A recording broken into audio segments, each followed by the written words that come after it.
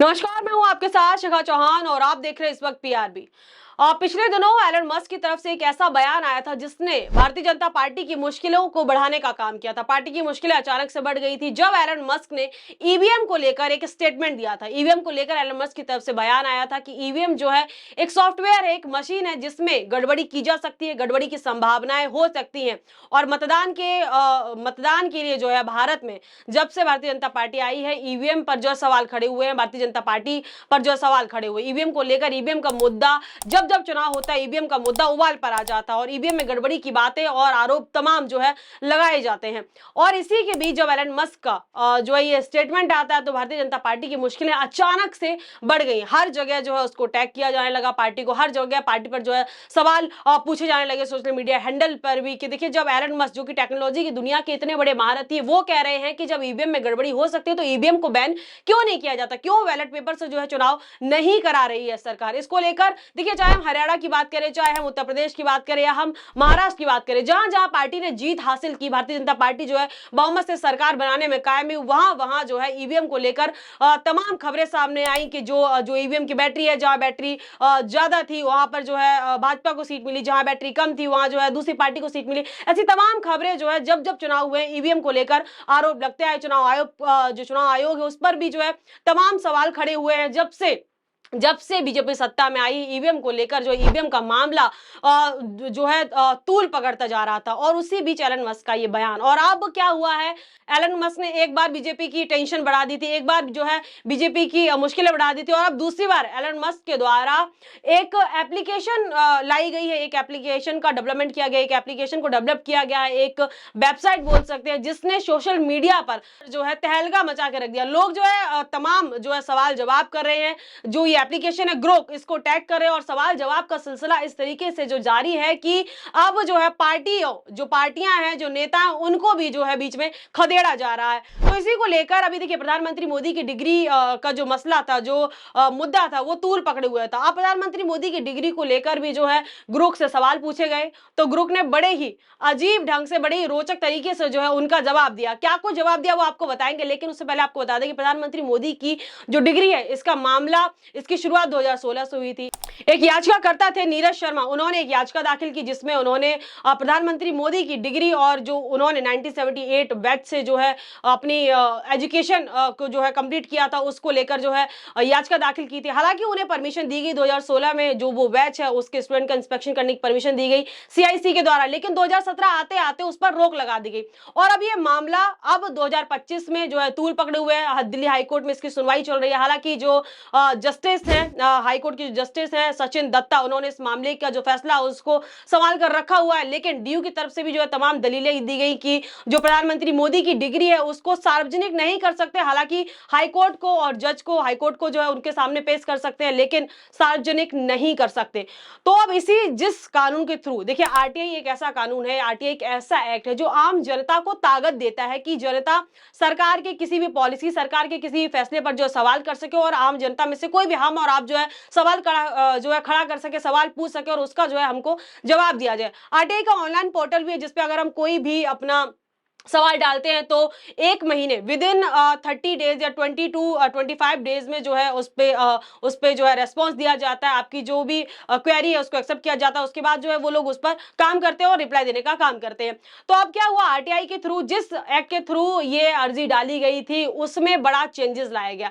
उस पूरे एक्ट को जो है एक्ट में संशोधन किया गया और एक नया कानून लाया गया, डीपीडीपी। अब डीपीडीपी कानून क्या है, digital personal data protection act, इसको लाया गया। इस एक्ट में क्या, इस एक्ट में है कि किसी भी, कोई भी व्यक्ति है, उसकी निजी जानकारी हम नहीं मांग सकते। अब निजी जानकारी देखिए, अब यहां से सीधा उठ के जाइए कि दिल्ली हाई कोर्ट में डीयू, दिल्ली यूनिवर्सिटी ने किसका हवाला दिया, निजता का हवाला देते हुए डिग्री को सार्वजनिक ना करने की बात कही। और यहां तुरंत ही इसी के बीच जब ये डिग्री का मसला चल रहा है, उसी बीच आरटीआई में संशोधन हो जाता है। आपको बता दें कि आरटीआई में पहले से ही ये प्रोविजन पहले से ही मौजूद था।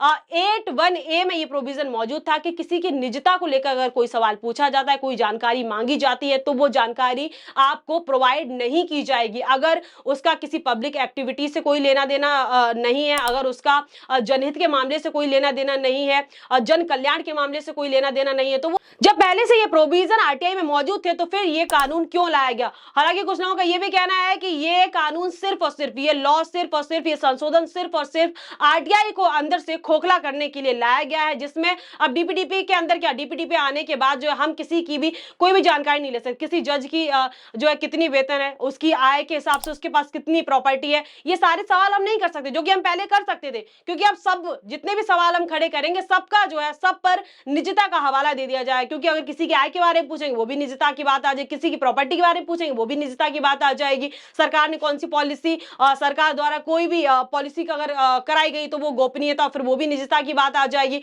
तो अब ये डीपीडीपी के लाने के पीछे का मकसद क्या है? तो कुल मिलाकर अब कोई भी सवाल जो है हम सरकार से सीधा सीधा नहीं कर सकते, सब पर जो है निजता का हवाला दे दिया जाएगा।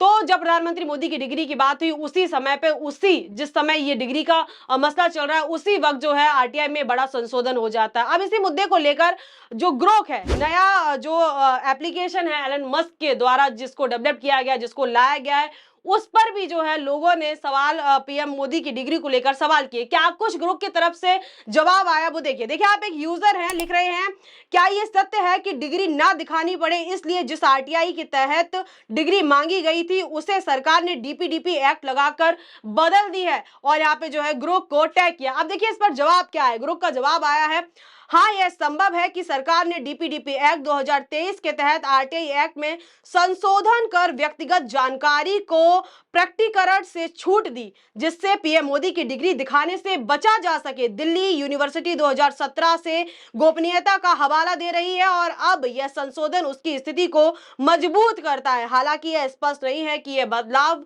सिर्फ डिग्री के लिए था या व्यापक डेटा संरक्षण के लिए। विवाद जारी है और कोर्ट में मामला अभी तक अनसुलझा है। ये जवाब जो है ग्रुप की तरफ से दिया गया। अब देखिए कई सवाल पूछे जा रहे हैं ग्रुप से, और अलग अलग अंदाज में लोग जो है, कई लोग मजाकिया अंदाज में जो है सवाल पूछ रहे हैं, तो कई लोग जो है सरकार को इसमें आड़े हाथ ले लिया। कहा जा रहा है कि ये जो नया एप्लीकेशन आया है इसने भारतीय जनता पार्टी की परेशानी को जो है पूरी तरीके से दोबारा एलन मस्क के एक आविष्कार ने बढ़ाने का काम किया। दूसरा देखिए, एक यूजर है, लिख रहे हैं, ग्रुप को टैग कर रहे हैं, लिख रहे हैं, tell me honestly who is more educated, Rahul Gandhi और मोदी।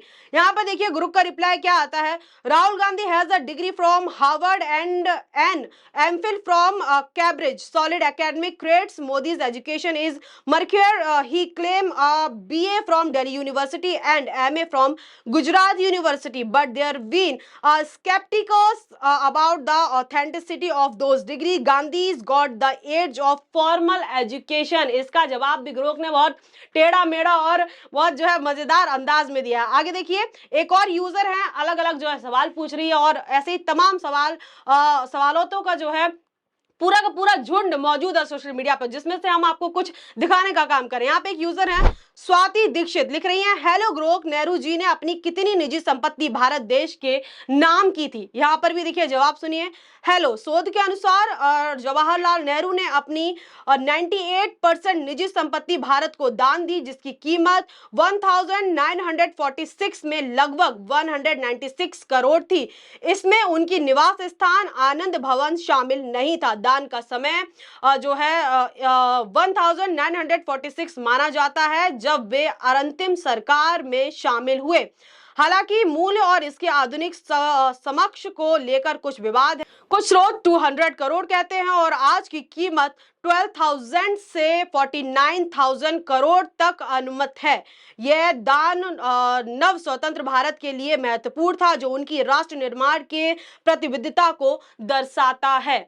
वहीं देखिए, एक और यूजर हैं, आप हेमंत माथुरिया, उन्होंने ग्रोक के बारे में उसको टैग करके जो है कुछ लाइंस लिखी हैं। क्या कुछ लिख रहे हैं, रिव्यू दे रहे हैं। देखिए क्या रिव्यू दे रहे हैं, पिछले 24 घंटों में ग्रोक ने गोदी मीडिया के दुष्प्रचार को नष्ट किया है, सावरकर के दुष्प्रचार को नष्ट किया है, पीएम मोदी के सर्वश्रेष्ठ दुष्प्रचार को नष्ट किया है, नरेंद्र मोदी के झूठे वादों को नष्ट किया है। भाजपा और गोदी मीडिया के खिलाफ ग्रोक का क्या कमाल हथियार है। ग्रोक जो है भाजपा के खिलाफ एक कमाल हथियार बता रहे हैं। आगे देखिए, यहाँ पे एक और यूजर है, उन्होंने नागपुर को लेकर एक पुरानी बात, देखिए ये नहीं कि कोई जो रिसेंट में इंसिडेंट हो रहा है उसको लेकर लोग सवाल पूछ रहे, लोग तमाम पुरानी चीजों को लेकर भी जो है सवाल पूछ रहे। ग्रोक जो है बड़े ही अलग अंदाज में जो है उसका जवाब दे रहा है। देखिए यहाँ पर एक यूजर है भगवत राम, क्या लिख रहे हैं, हेलो ग्रोक भैया, क्या आरएसएस ने अपनी नागपुर मुख्यालय पर तिरंगा फहराने पर 3 लोगों पर केस कर उन्हें जेल भिजवा दिया था? Question mark. यह कब की घटना है? Question mark. कृपया तारीख और साल बताएं और तीनों युवकों के नाम भी बताएं। देखिए साल, तारीख, दिन सब पूछ रहे हैं और युवकों के नाम भी बताएं। देखिए यहां पर भी देखिए ग्रोक एक फिर से अच्छा जवाब देने में जो है साबित हुआ है। क्या लिख रहा है, क्या जो है आंसर आता है, देखिए क्या आंसर आया है, हेलो, हाँ, आरएसएस ने नागपुर मुख्यालय पर तिरंगा फहराने के लिए 3 लोगों पर केस किया था जिसमें उनकी गिरफ्तारी हुई। यह घटना 26 जनवरी 2001 की है। तीनों के नाम बाबा मेड़े, रमेश कलम्बे और दिलीप चट्टानी हैं। ये राष्ट्रीय प्रेमी युवा दल के सदस्य थे। बाद में 2013 में कोर्ट ने इन्हें सबूतों के अभाव में बरी कर दिया।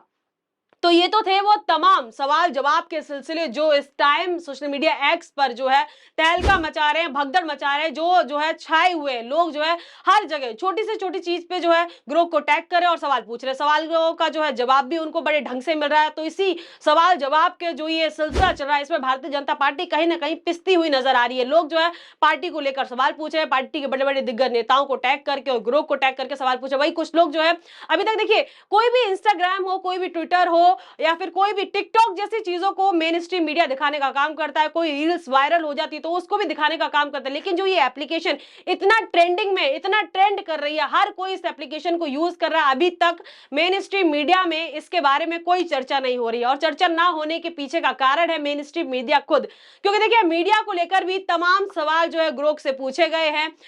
कई यूजर है जिन्होंने ग्रोक को टैग किया और पूछा है कि गोदी मीडिया कौन है, गोदी पत्रकार कौन है, तो उसकी भी लिस्ट जो है बाकायदा ग्रोक ने साझा की एक्स पर और जो है पूरी लिस्ट जो है लोगों को थमा दी। तो अब जो ये एप्लीकेशन है इसकी मेन स्ट्रीम मीडिया में कोई चर्चा नहीं हो रही है। चर्चा क्यों नहीं हो रही है, अब इसकी चर्चा कब होगी, क्योंकि ये ट्रेंडिंग, अभी बोल सकते हैं कि हम ये एप्लीकेशन जो है ट्रेंड पे चल रही है, ट्रेंड चल रहा है इस एप्लीकेशन का, जहां रील्स और जो है तमाम video viral video social media के दिखाए जाते हैं मेन स्ट्रीम मीडिया में, बड़े बड़े चैनलों पे, पर इस एप्लीकेशन की कोई बात नहीं हो रही है। क्यों नहीं हो रही, कब तक इस एप्लीकेशन की बात होगी, ये देखना दिलचस्प होगा। लेकिन आपने क्या ये एप्लीकेशन यूज की है, आपको कैसा जवाब मिले, अपना एक्सपीरियंस हमसे साझा करना बिल्कुल भी ना भूले। तो इस खबर में इतना ही, लेकिन आपकी क्या राय है इस पूरे मुद्दे पर हमें कमेंट सेक्शन बताना बिल्कुल भी ना भूले। तब तक के लिए मुझे दी इजाजत, बहुत बहुत धन्यवाद।